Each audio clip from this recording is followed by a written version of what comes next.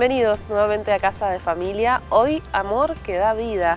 Vamos a estar, como siempre, desarrollando este tema con ustedes allí en sus hogares. Pero ahora vamos a conocer al testimonio de hoy. Ellos son Dolores y Guillermo y nos cuentan lo siguiente.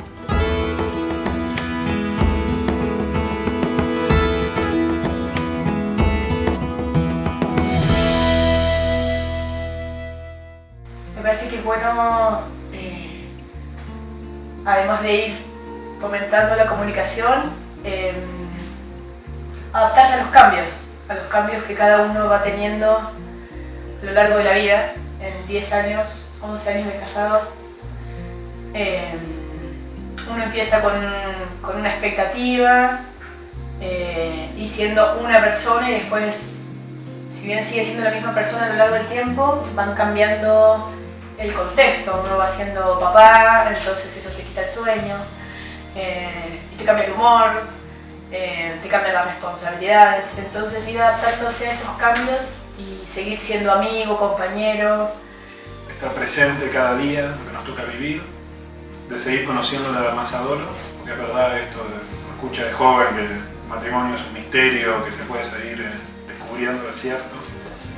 Y como decía ella, también conociéndote a vos mismo, que vas cambiando a lo largo de la vida, cambias en relaciones con tus hijos, con tu esposa, con vos mismo.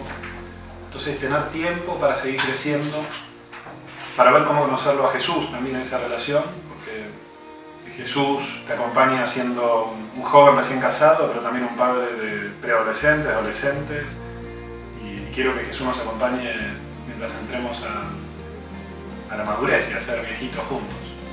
De mi punto de vista, yo siempre quise tener familia, o sea, soñé con casarme y la verdad que nunca fue un momento de disyuntiva si tener hijos o no. Yo quería casarme y tener familia, parte del proyecto. Siempre estuvo medio, sí, lo conversamos de cuántos hijos te gustaría tener, pero no cuándo o cuándo empezamos a tener hijos, sino cuántos hijos íbamos a tener.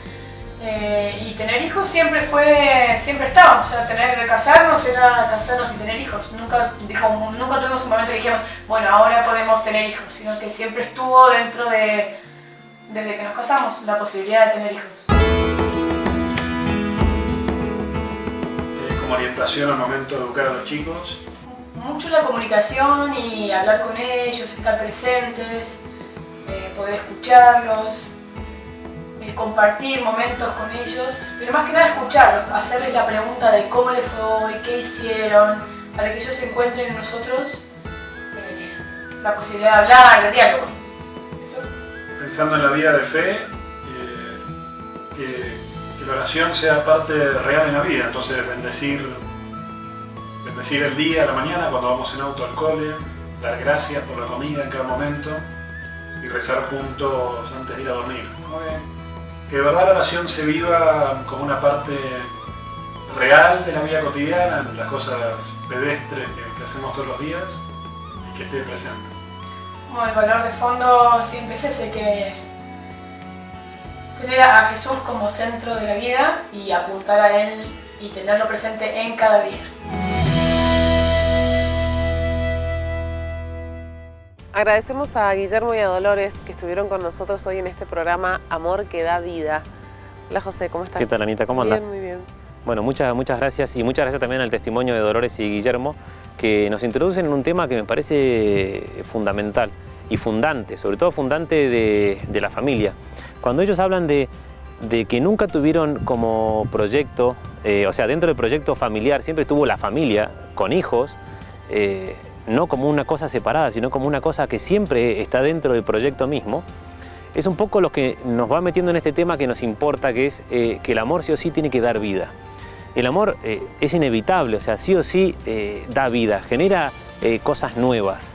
Y por eso en el ritual del matrimonio católico, cuando se casan los esposos, se les pregunta si están dispuestos a recibir de Dios responsablemente y amorosamente los hijos y educarlos según la ley de Cristo y de su Iglesia. Dice, se compromete también a colaborar en la obra creadora de Dios, asumiendo la responsabilidad que les toca en la comunicación de la vida, en la educación de los hijos de acuerdo con la ley de Cristo y de la Iglesia. supuestamente se comprometen, todos se comprometen. Y de este interrogatorio se pueden desprender 3 ideas principales. En primer lugar, no le dice a los esposos que sí o sí van a tener hijos, sino que les preguntan si ellos quieren colaborar con la obra creadora de Dios. Entonces, en primer punto, el hijo es un don. O sea, es Dios que da un hijo a los esposos.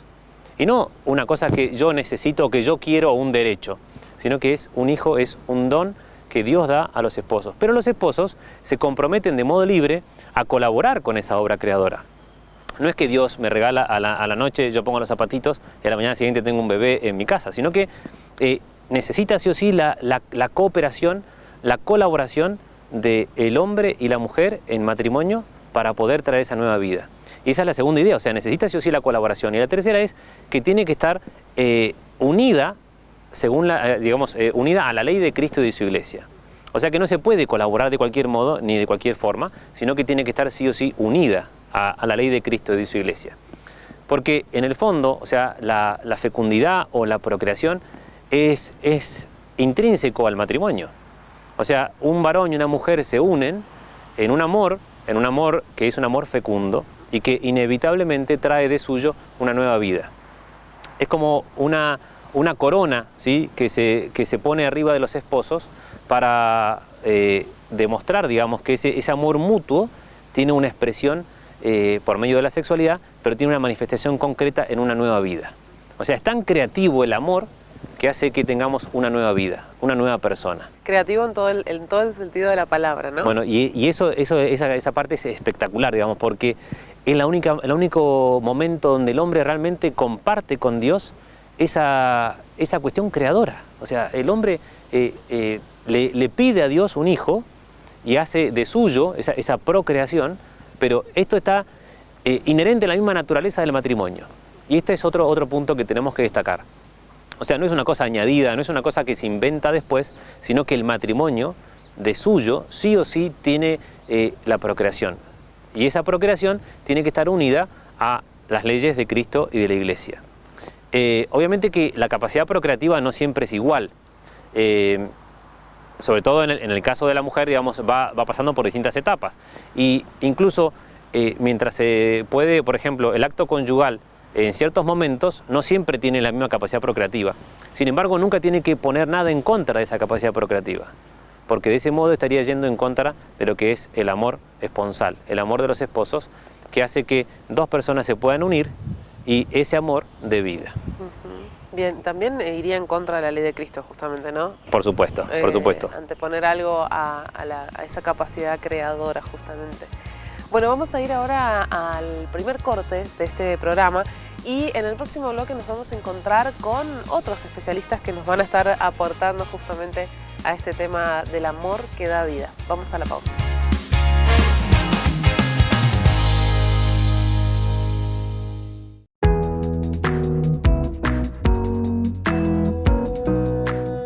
Educar es conducir al hombre y a cada hombre según el plan amoroso de Dios.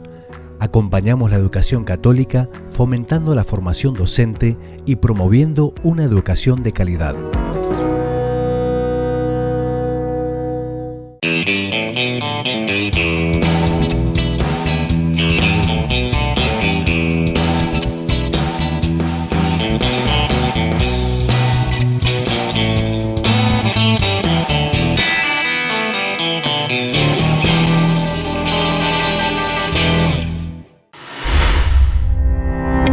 La nueva aplicación de Radio María Argentina es más que un reproductor. Mientras escuchas los programas en vivo, participa enviando mensajes, fotos y audios. Descubrí la programación haciendo clic en el icono de información. Recibí alertas cuando empieza tu programa favorito o para rezar en compañía de la radio. Accede a las notas más importantes en la nueva sección de contenidos. También podés encontrar en el menú Oleada Joven Radio. Viví la experiencia de ser comunidad en el chat, un nuevo espacio de interacción entre los oyentes. Y con un solo clic en colaborar, podés hacer tu donación de forma ágil, práctica y sin salir de la aplicación. Radio María, juntos vamos más lejos.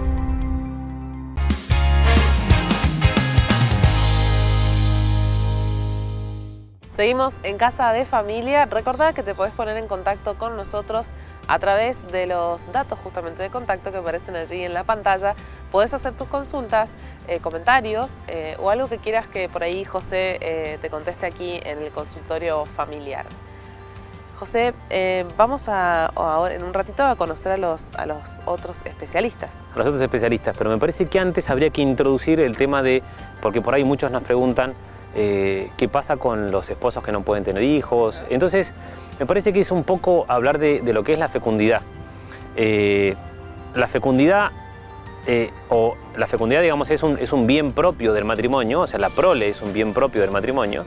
Y ese consorcio que se establece para toda la vida entre un varón y una mujer tiene este fin de la procreación y educación de los hijos y tiene propiedades que son esenciales del matrimonio como justamente la fecundidad o la fidelidad y la indisolubilidad. Pero me parece que en el caso de la fecundidad a veces se confunde y se piensa que la fecundidad solamente es la fecundidad biológica. La fecundidad biológica es una de las manifestaciones de esta fecundidad. El amor de suyo es creativo, como decíamos recién. Entonces por eso los novios corren al parque y rayan el árbol poniendo su nombre. Por eso las realidades toman un nombre nuevo o un sentido nuevo. Ya esta calle no es la misma. ¿Por qué? Porque lo pasamos juntos los dos. O sea, tiene un sentido creativo el amor. Ahora, de esa comunidad, de ese consorcio entre varón y una mujer, inevitablemente surge una nueva vida. Y esa es la fecundidad. Pero la fecundidad no solamente se tiene que materializar, ojalá que sí, y siempre ojalá que sí, pero en algunos casos no se materializa. Entonces, hay distintos tipos de fecundidad. Uno de los primeros tipos de fecundidad es que veníamos marcando, es la fecundidad mutua, donde los esposos se entregan el uno al otro y hace fecundo al otro, y le da la capacidad procreativa al otro. Eso es una entrega mutua de ese amor y eso es un tipo de fecundidad. Después de ese se desprende la fecundidad biológica, que es el materializar efectivamente el don del hijo. Ajá. Ahora, eso puede no suceder, porque hagamos de cuenta que tienen algún tipo de enfermedad o esterilidad o lo que sea, y eso no quiere decir que vayan en contra o que no sea fecundo, no sea un matrimonio fecundo, porque la fecundidad, primero es la fecundidad mutua y esa está en el corazón, no está en la parte material. Entonces, la fecundidad biológica responde a esa entrega. Ahora, cuando los esposos se guardan esa capacidad procreadora, en el fondo sí están siendo estériles. El tercer tipo de fecundidad es una fecundidad de tipo social. La familia tiene un sentido de acogida, ¿sí? De hospitalidad, de poder darle hospedaje a alguien. Eso también es una forma de fecundidad. Imagínense por ahí unos padres adoptivos, ¿sí? Esa capacidad de acogida. Pero también tiene esa capacidad de darse incluso hasta la sociedad. Entonces con eso pueden transformar realidades del entorno, ¿sí? que les circunda. Y con eso entramos a un cuarto tipo de fecundidad, que es la fecundidad comunitaria, que las familias y matrimonios pueden hacer muchísimo bien de fecundar, de personalizar comunidades, grupos de matrimonio, realidades o la familia amplia, digamos, ¿no? El abuelo, eso también es fecundar. Sí, o los ambientes también en los que se mueven. Por supuesto. Jóvenes por ahí o alumnos también. Pero bueno, y esa es una clave. O sea, la clave es darse de sí. Claro. Esa es la clave de la fecundidad, digamos. No solamente tiene que ser biológica. Claro, bien. Vamos a ir ahora sí a dar el pase a una de las especialistas que nos acompaña hoy. Ella es Cristina de Alais, es licenciada en psicología y nos contaba lo siguiente.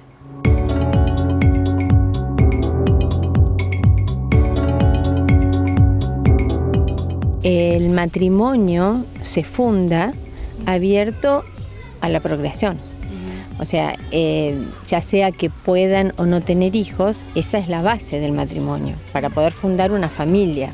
Los padres son los primeros responsables en la educación de los hijos, son los primeros responsables en la formación de sus hijos. A veces eso es lo que más cuesta entender y muchas veces se suele delegar.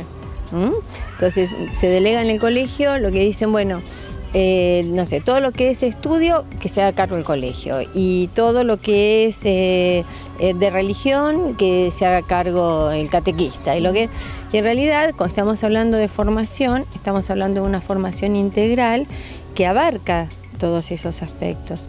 Y los padres tienen que ser conscientes que la educación que le dan a los chicos justamente es una educación integral. No pueden delegar en el Estado, no pueden delegar en la iglesia, no pueden delegar en el colegio, cosas que son de su responsabilidad. Ahora vos me podés decir, ¿y qué pasa cuando no te pueden tener hijos? Y bueno, no pueden tener hijos, tienen opciones de adoptar, siempre es una elección personal. Es bueno que ellos sepan, tienen que saberlo, que son adoptados, tienen que saber que sus padres no podían tener hijos, pero que querían tener hijos y que él es el hijo que querían tener. No vino desde la panza, pero vino y ellos lo aman incondicionalmente porque es su hijo. ¿Qué pasa si no pueden adoptar otros chicos, si es hijo único? O matrimonios que tienen un solo hijo, o por decisión o porque no han podido tener más.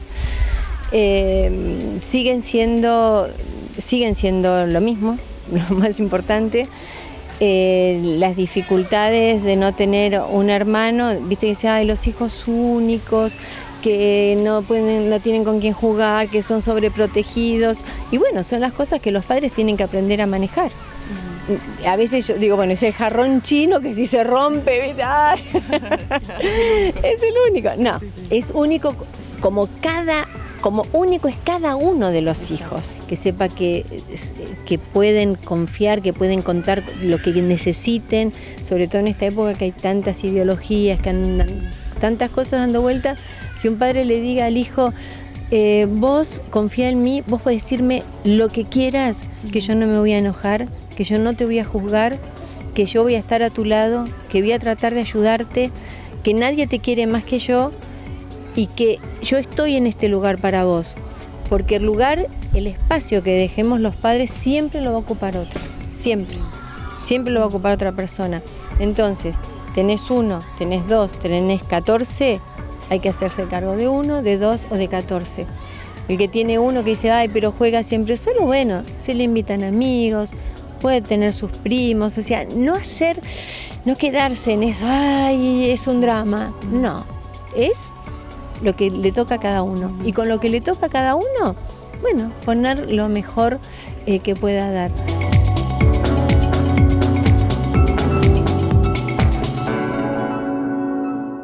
Agradecemos a Cristina que estuvo hoy con nosotros también. Ella es asesora pedagógica del Instituto de Ciencias para la Familia. Y bueno, nos amplió un poco el panorama. Y quiero recalcar algo, José, que dijo, digamos, y que hoy se escucha mucho también, ¿no? Y es la responsabilidad primera de los padres de educar a los hijos, ¿no? Eso, digamos, que nadie les puede quitar. Es una responsabilidad que es indelegable, ¿no? Y esa responsabilidad, en el fondo, es fruto o es conferida por esa misma responsabilidad primera que tienen los padres de llamar a esos hijos a la vida. Y por eso también marca a Cristina en un momento que dice que el matrimonio sí o sí tiene que estar abierto a la vida. O sea, no se puede pensar un matrimonio cerrado a la vida, a la procreación. Porque de suyo el acto conyugal o el acto matrimonial tiene una doble dimensión, unitiva y procreativa. O sea, hace que se unan los esposos en un amor mutuo, en una entrega mutua, y trae como consecuencia esta dimensión segunda pero inseparable de la primera, que se dan a las dos en conjunto, que es la procreación. Y esto es un poco lo que desarrolla el Papa Pablo VI en la encíclica Humanae Vitae, que es la paternidad responsable. O sea, que muchas veces se entiende al revés de lo que significa. Justamente el Papa Pablo VI, cuando se refiere al tema de la paternidad responsable, lo hace en un sentido absolutamente positivo. Es decir, que los esposos deben dar esta vida, deben procrear, deben darse. Y eso es inevitable, digamos, ¿no? Salvo que en una decisión ponderada decidan distanciar los hijos o no tenerlos por distintas causas graves. Mientras tanto, tienen que tener hijos, o sea, a eso apunta la paternidad responsable, ¿no? A que los esposos se casen y tengan los hijos que tienen que tener. Obviamente que esto responde a la propia naturaleza del matrimonio. El matrimonio está llamado sí o sí a la procreación, y salvo que existan causas contrarias o causas graves, uno puede retrasar los nacimientos. Carlo Cafarra sostiene que para no querer un bien uno tiene que buscar alguna razón para no querer el bien. Y los hijos son un bien, y es un bien del matrimonio, y justamente la procreación es un bien del matrimonio. Entonces, para no quererlo, yo tengo que buscar una razón, y esa razón tiene que ser de peso. Pero para esto muchas veces necesitamos sí o sí la conciencia formada de los esposos y por ahí el asesoramiento concreto para saber cómo tienen que distanciarlos, si es que tienen que distanciarlos, o cómo no tener hijos en el caso de que necesiten, por una causa grave, no tener más hijos, puede ser por un tiempo o por un tiempo indeterminado. Pero esto está dentro de las leyes, como decíamos al principio, según las leyes de Cristo y de su Iglesia. Y esas leyes de Cristo y su Iglesia lo que hacen es ordenar, ¿sí? Ordenar por su propia naturaleza, ordenar al fin propio, al recto fin que tiene el matrimonio. Vamos a decir también que esta encíclica de Pablo VI es justamente, digamos, como un instructivo, ¿no? Importante que tenemos para hablar de estos temas, y como decía siempre, en sentido positivo. Si pensamos hoy paternidad responsable, seguramente en este contexto significa a lo mejor alguna otra cosa, pero bueno, hablamos ni más ni menos de la responsabilidad de mamá y de papá hacia sus hijos, ¿no? Y en esto también está interesantísimo porque el esposo y la esposa son esposo y esposa, pero tienen que ser padre y madre, y ahí es donde cambia absolutamente, hasta incluso ontológicamente, lo que es la persona, ¿no? Se pasa a ser padre y madre, y es esta fecundidad que personaliza, ¿sí? Que hace que yo, al ser padre de una persona, ¿sí? Yo también, en cierto modo, dejo de ser esposo, o sea, me convierto en un padre, ¿sí? En una persona que da de sí. Y sí, la encíclica esta a mí me parece riquísima en muchos aspectos, ¿no? Pero en esto de entender que el acto conyugal tiene esta doble dimensión inseparable, unitiva y procreativa. Bien, vamos a ir al segundo corte aquí en Casa de Familia y volvemos con la voz de otra especialista que nos va a ampliar también el tema de hoy.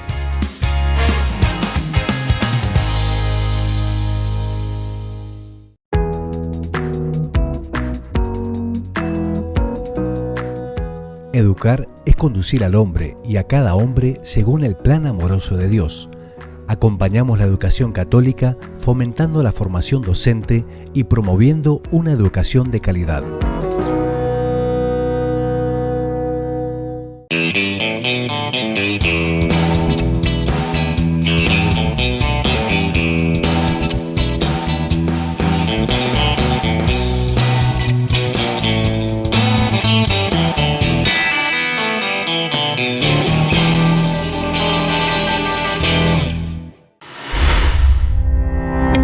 La nueva aplicación de Radio María Argentina es más que un reproductor.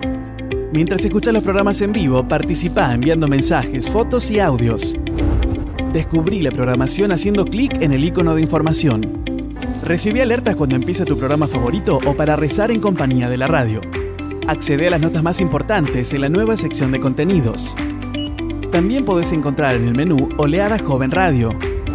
Viví la experiencia de ser comunidad en el chat, un nuevo espacio de interacción entre los oyentes. Y con un solo clic en colaborar, podés hacer tu donación de forma ágil, práctica y sin salir de la aplicación. Radio María, juntos vamos más lejos.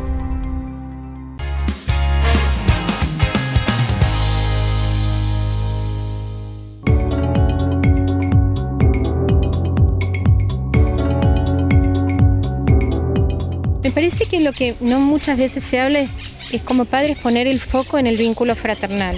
El vínculo entre hermanos es fundamental y digamos que es el mejor legado que podemos dejarle a nuestros hijos a futuro. Se fortalece esencialmente en la presencia de los padres. ¿Por qué se disputan los hermanos entre sí? Esencialmente por debatir y tener más atención, más tiempo, más dedicación, más mirada de los padres. Entonces, la delicadeza de los padres tiene que basarse en un tema de justicia, darle a cada uno lo que les es debido. Esa sería la base de la justicia. ¿Qué quiere decir esto? Es realmente, seguramente vamos a tener un hijo que quizás nos exija un poco más, pero que nos exija un poco más de presencia o de acompañamiento, no quiere decir que el otro no lo necesite. Entonces, dependerá de lo que el otro necesita, pero la presencia tiene que estar siempre. Eso es lo que nos va a dar como padres el día de mañana, que las situaciones de celos no sean situaciones de disputas. Dentro de la familia se establecen los mejores vínculos de cooperación, de comunicación, de competencia.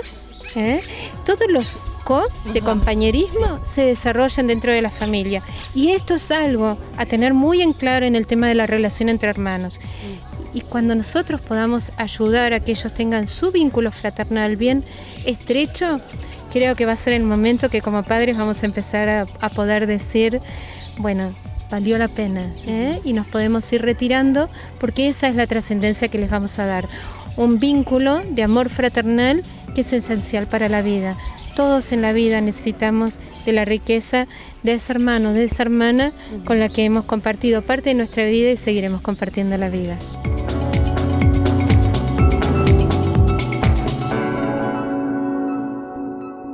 Agradecemos a la magíster Dolores Dimier, que estuvo con nosotros también ampliando el tema de hoy, amor que da vida.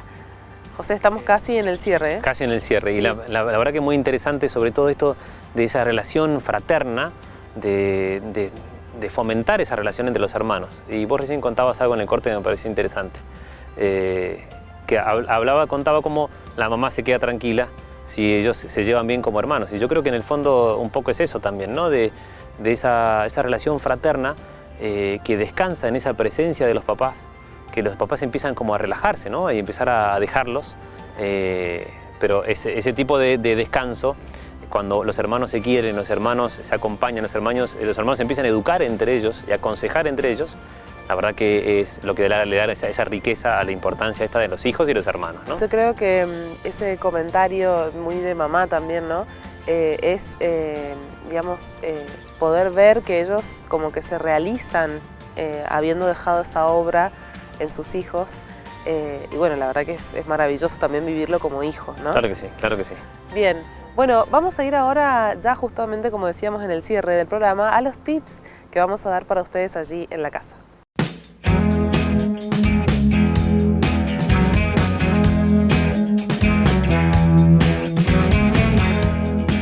Vamos a ver algunos de estos consejitos. En primer lugar, le vamos a robar un consejo a Dolores, que ella hablaba de prestigiarse como esposos y como padres. Este es un punto importantísimo. Los papás debemos prestigiarnos como papás y como esposos, porque los hijos empiezan a valorar la relación que tienen papá y mamá, como esposos primero, y hace que podamos educar. En segundo lugar, me parece importante revisar la apertura a la fecundidad que tenemos.